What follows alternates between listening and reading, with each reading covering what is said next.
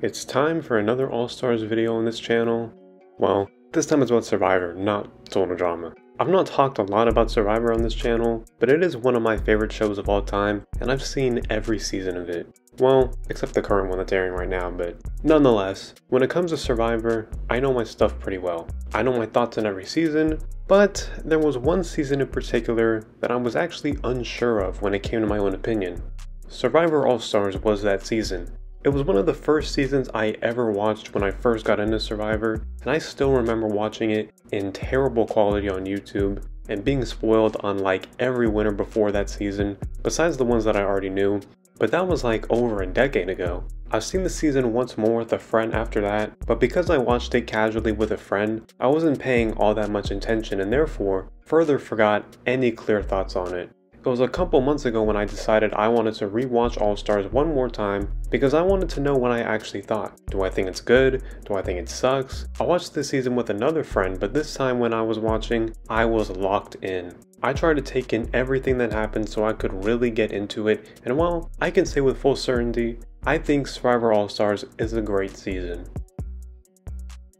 And quick interruption, but I just wanted to thank all of you who have helped me reach 1,000 subs and therefore becoming a YouTube partner. This is an exciting journey for all of us together, so if you're not already subscribed, I'd highly recommend doing so. You guys subscribing and continuing to show the videos love not only helps me tremendously, but I'll also be able to give you guys much more cool and creative content. Once again, thank you so much, and let's get back to the video. Now, for all the Survivor fans watching, I know this can be quite a surprise to hear. All-Stars is probably one of the most divisive seasons of the entire show. I've seen plenty of people both love and hate the season, and that's where a lot of uncertainty came from for me. But I am on the positive side for this season. Now you must be wondering how I could think such a quote-unquote dark, personal, bitter season is so good, but those things are actually what I appreciate so much about this season. If you're curious about my thoughts on what I like so much about Survivor, I think my season 44 review will give you somewhat of a good view on that.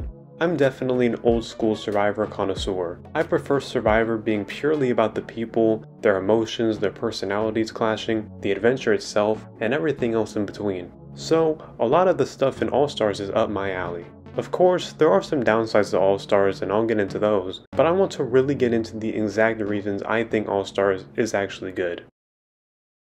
Some of the main criticisms towards All-Stars have to do with the expectations not being lived up to, the quits, and the overall bitterness of the cast. I'd like to take a look at these 3 reasons and actually explain why I think these things actually make the season. Let's start with the expectations. This was all stars, the first season to ever feature returning contestants, so there were a lot of expectations on how these players would do upon their return. People were expecting big and great players going at it like titans through the whole way, and well, things didn't go exactly that way. I mean, the final 3 was made up of Boston Rob, Amber, and Jenna. 3 people many probably wouldn't have expected that much from when looking at the entire cast and looking back at how they were on their original seasons. Yet, I think because this was the first season with returnees, this in turn meant that there were no expectations. This was an entirely new concept for Survivor to feature the same people again, so the players themselves couldn't have figured out how everything would have played out until they actually got into it. Remember, Survivor always advertised itself as a show featuring a group of strangers being marooned in wherever they were located for that season, and they would have to figure out how to work with or vote each other out. This was now the first time that they were not following that guideline by bringing people back who by this point have been in the public sphere for a couple years and knew each other quite well. For the first several seasons of Survivor, everyone was treated like celebrities, and I think this season of Survivor was the last time that feeling or aura around these contestants was present. So you bring in these famous and beloved Survivor contestants back, and you essentially run the risk of there being pre-game alliances, relationships, and friendships entering the game which went against the idea of complete strangers meeting each other for the first time. That's kind of where I get the idea that this being the first time Survivor ever did this meant that there couldn't really be any concrete expectations for how this season could be. For me as a viewer, I loved seeing people who weren't the biggest characters the first time around get to show off a bit more, and the reverse for those bigger characters going earlier. That doesn't mean I didn't want to see people like Ethan and Jerry emerge, but I was glad to see people like Amber show off more of her game in this season. I'm going to get into the real life connections this cast had later on in this video, but that kind of stuff actually entices me so much.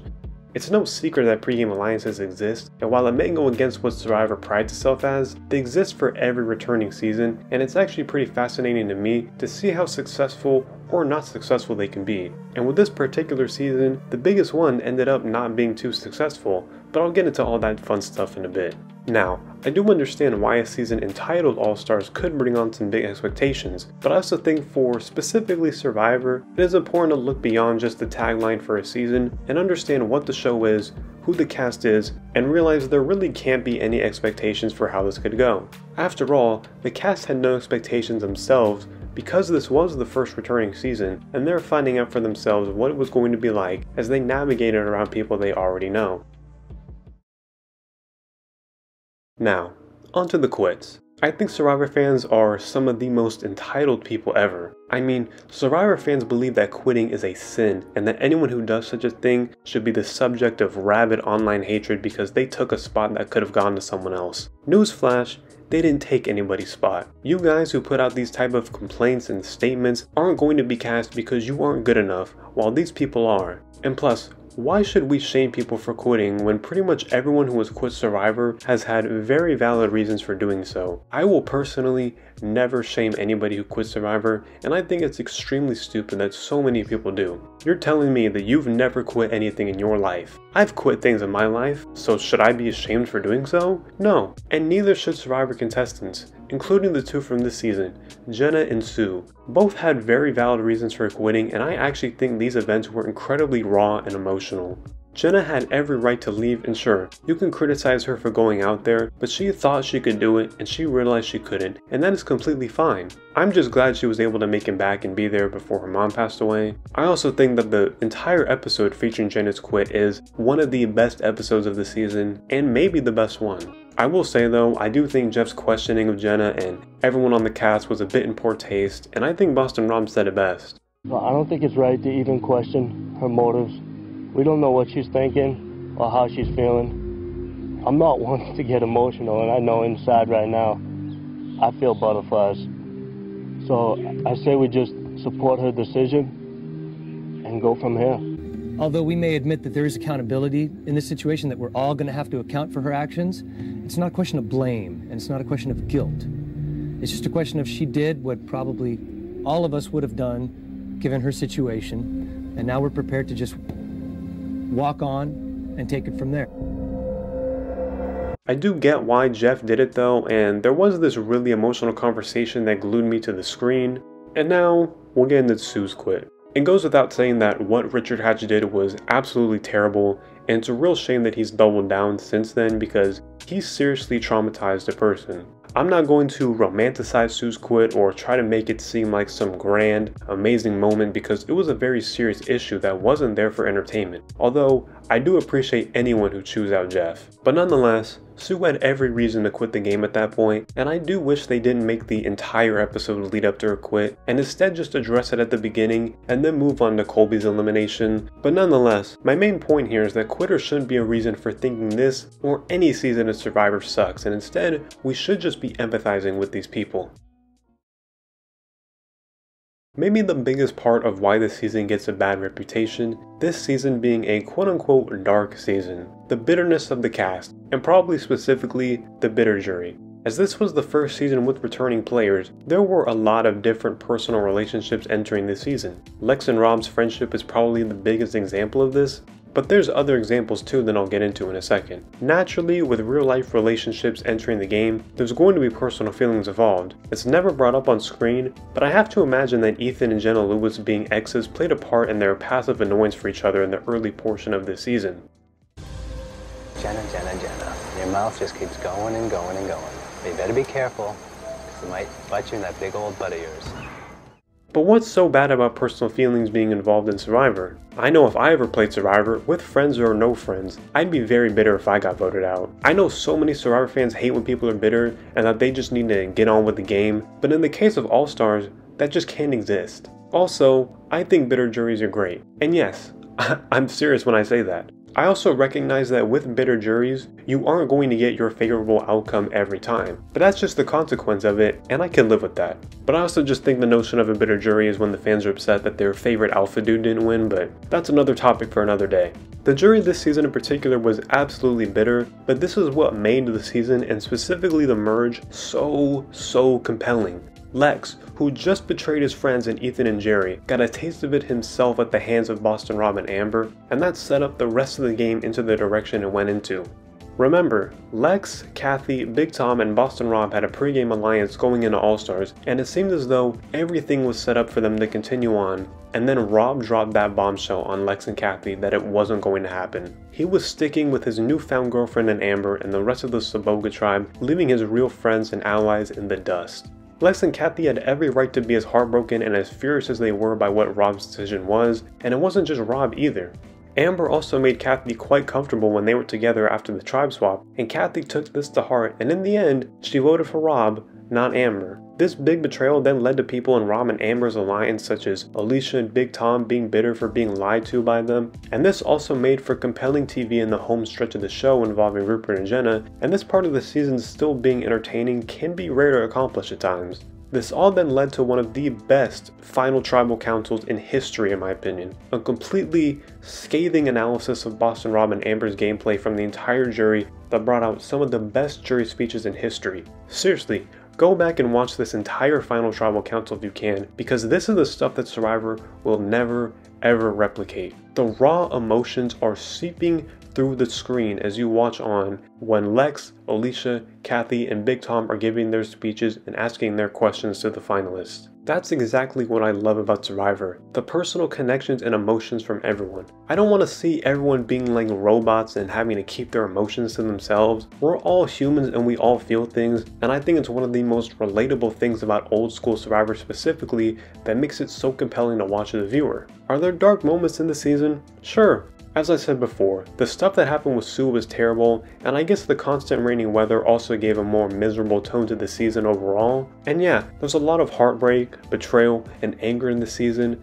but damn, that stuff truly makes the season. I wouldn't really call this dark or say that there's some black cloud hanging over the season, but what I would call this season is emotional. And emotional shouldn't equate to being dark or bad either. Oh.